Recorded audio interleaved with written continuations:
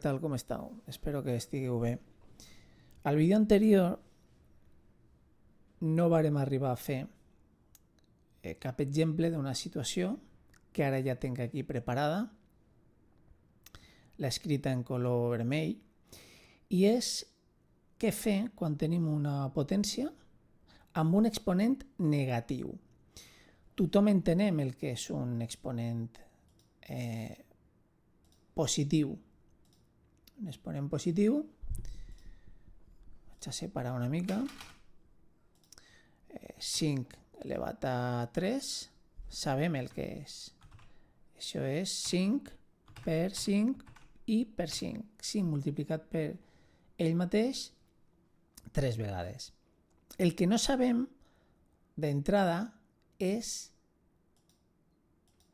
què és elevar un nombre a un exponent negatiu. No té sentit pensar que és multiplicar el 5 per ell mateix menys 3 vegades. Llavors, quan tinguem una potència amb un exponent negatiu, què hem de fer sempre? Sempre serà aquesta fracció que veieu aquí. 1 partit i al denominador escrivim la potència, però ja amb l'exponent positiu, que és el que entenem. Sempre, ho demanàveu molt, sempre serà exponent 1, el nombre positiu 1, com a numerador. I sempre serà com a denominador la potència inicial, però ja amb l'exponent positiu. Anem a fer un exemple. Comencem. Menys 9 elevat a 4. Multiplicat per...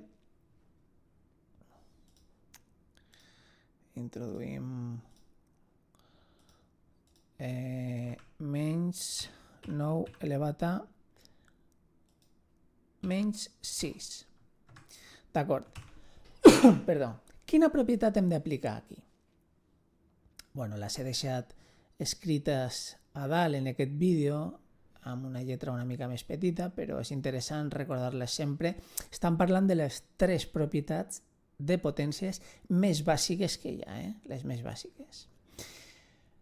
Òbviament és una multiplicació de potències que tenen la mateixa base, per tant el que hem de fer és deixar, ja ho sabeu, la mateixa base, molt important que com que la base és negativa l'hem d'escriure entre parèntesis i el que hem de fer és sumar els exponents que tenim o dit d'una altra manera, juntar-los tal qual amb el signe que tenen i tenim un 4 positiu i un 6 negatiu.